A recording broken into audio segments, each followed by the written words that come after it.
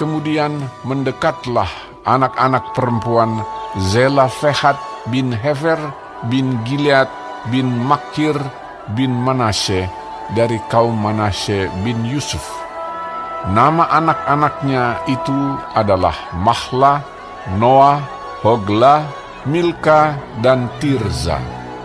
Dan berdiri di depan Musa dan Imam Eleazar, dan di depan para pemimpin dan segenap umat itu dekat pintu kemah pertemuan, serta berkata, Ayah kami telah mati di padang gurun.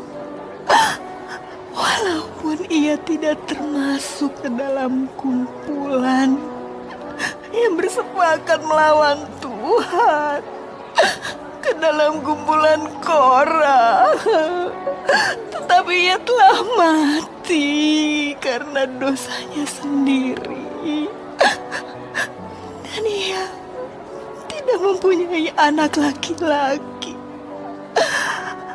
Mengapa nama ayah kami harus hapus dari tengah-tengah kaumnya? Oleh karena ia tidak mempunyai anak laki-laki. Berilah kami tanah milik di antara saudara-saudara ayah kami. Lalu Musa menyampaikan perkara mereka itu ke hadapan Tuhan. Maka berfirmanlah Tuhan kepada Musa, perkataan anak-anak perempuan Zelafehat itu benar. Memang engkau harus memberikan tanah milik pusaka kepadanya di tengah-tengah saudara-saudara ayahnya. Engkau harus memindahkan kepadanya hak atas milik pusaka ayahnya. Dan kepada orang Israel engkau harus berkata, apabila seseorang mati dengan tidak mempunyai anak laki-laki, maka haruslah kamu memindahkan hak atas milik pusakanya kepada anaknya yang perempuan. Apabila ia tidak mempunyai anak perempuan, maka haruslah kamu memberikan milik pusakanya itu kepada saudara-saudaranya yang laki-laki. Dan apabila ia tidak mempunyai saudara-saudara lelaki, maka haruslah kamu memberikan milik pusakanya itu kepada saudara-saudara lelaki ayahnya.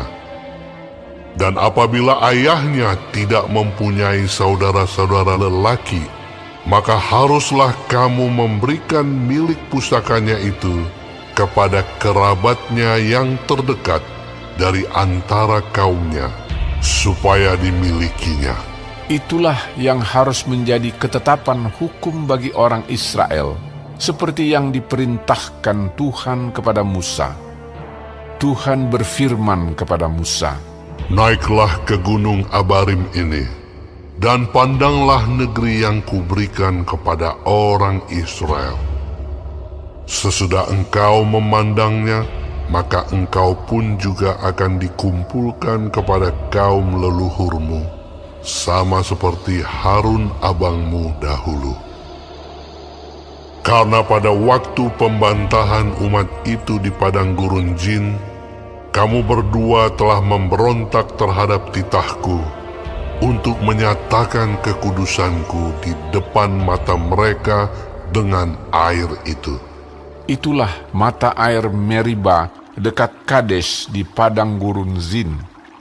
Lalu berkatalah Musa kepada Tuhan, biarlah Tuhan, Allah dari roh segala makhluk, mengangkat atas umat ini seorang yang mengepalai mereka waktu keluar dan masuk, dan membawa mereka keluar dan masuk, supaya umat Tuhan jangan hendaknya seperti domba-domba yang tidak mempunyai gembala.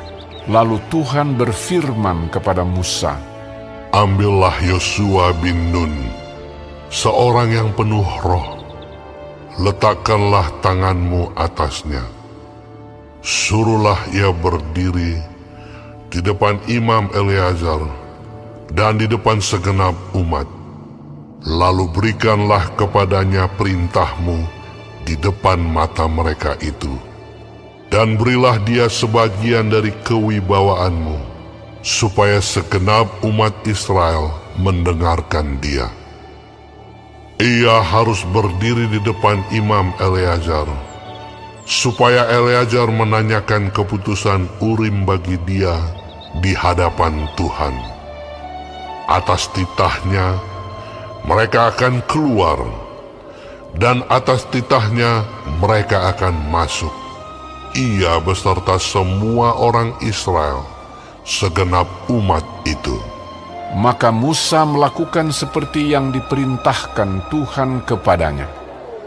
Ia memanggil Yosua dan menyuruh dia berdiri di depan Imam Eleazar dan di depan segenap umat itu. Lalu ia meletakkan tangannya atas Yosua dan memberikan kepadanya perintahnya, seperti yang difirmankan Tuhan dengan perantaraan Musa.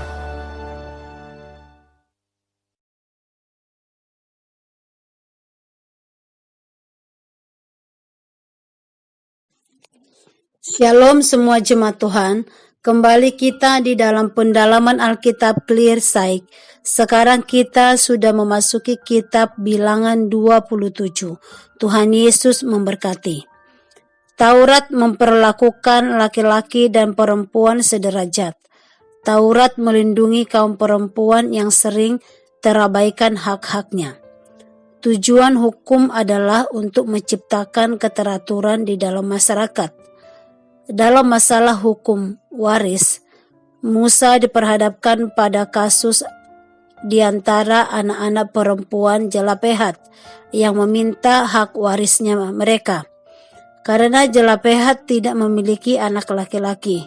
Secara umum, ketika seorang ayah wafat, anak laki-laki akan membagi-bagi harta milik ayahnya, dan anaknya yang sulung akan menerima 2 kali lipat. Anak-anak perempuan tidak mendapat warisan. Mereka hanya menerima hadiah yang sangat banyak ketika mereka akan menikah dari ayahnya. Bila suatu keluarga tidak memiliki anak perempuan, maka harta warisan diberikan kepada saudara laki-laki sang ayah. Anak-anak Jelapehat merasa bahwa hal itu tidak adil. Oleh karena itu, mereka menghadap Musa, dan Musa yang mendengar keluhan anak-anak perempuan Jelapehat membawa perkara itu kepada Tuhan. Dan Tuhan menyatakan kepada Musa, bila suatu keluarga tidak memiliki anak laki-laki, maka anak perempuannya lah yang boleh berbagi harta warisan. Di dalam ayat 8 dikatakan, dan kepada orang Israel engkau harus berkata, apabila seseorang mati dengan tidak mempunyai anak laki-laki, maka haruslah kamu memindahkan hak atas milik pusakanya kepada anaknya yang perempuan. Jika keluarga itu tidak memiliki anak, maka harta warisan itu akan dimiliki oleh keluarga terdekat. Di pasal ini kita melihat iman dari anak-anak perempuan Jelapehat yang meyakini bahwa Tuhan akan membawa mereka memasuki tanah perjanjian. Selain itu, Tuhan memperlihatkan keadilan dan belas kasih-Nya atas diri anak-anak perempuan yang ayahnya telah wafat. Ini menjadi pelajaran bagi kita untuk mencari Tuhan ketika kita menghadapi masalah, bahkan dalam masalah warisan. Hukum ini menunjukkan tempat martabat dan kehormatan yang diberi kepada wanita di Israel. Di dalam ayat 18, seorang yang penuh dengan roh. Roh di sini adalah Roh Kudus.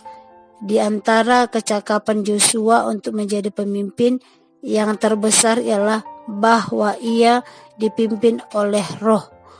Sehingga seseorang yang diurapi dan yang telah membuktikan dirinya terbuka pada pimpinan roh Tuhan. Ia sangat memenuhi syarat untuk ditugaskan. Di dalam ayat 19 dikatakan firman Tuhan demikian, suruhlah ia berdiri di depan Imam Eleazar dan di depan segenap umat. Lalu berikanlah kepadanya perintah-Mu di depan mata mereka itu.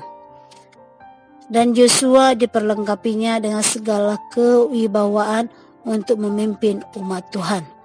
Bagi Yosua, tentu banyak pergumulan untuk menerima tugas yang berat itu. Apalagi dia dibawa bayang-bayang pemimpin besar yang seperti Musa. Hati siapa yang tidak akan gentar? Namun, Tuhan sudah mempersiapkan Yosua sejak awal. Tuhan menjadikan Yosua sebagai asisten Musa dalam berbagai kesempatan. Tuhan mengurapi Yosua dan Musa kemudian memperkenalkan Yosua di hadapan umat. Tuhan berperan penting dalam setiap proses peralihan kepemimpinan, apalagi jika itu menyangkut keberlangsungan umatnya. Amin. Tuhan Yesus memberkati.